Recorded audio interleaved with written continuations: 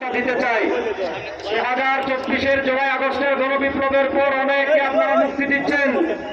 আমার ভাই ফারাবী সহ আশিকে রাসূলকে কেন এখনো কারাগারে বন্দী করে রেখেছেন?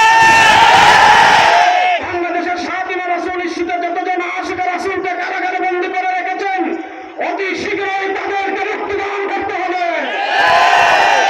অন্তর্বর্তীকালীন সরকারের কাছে আমরা দাবি জানাতে চাই, আপনারা পিলখানা ট্র্যাজেডির জন্য তদন্ত কমিটি গঠন করেছেন। 2024-এর জুলাই আগস্টের গণহত্যার জন্য তদন্ত কমিটি গঠন করেছেন। 2013 সালের সাতবার গণহত্যার জন্য কেন এখন তদন্ত কমিটি আপনারা গঠন করতে পারেন? শেষ কথা বলে আমি শেষ করছি, আমরা এই তদন্ত কমিটি বাতিলকে আমরা এই কমিটি মানি না ইনশাআল্লাহ।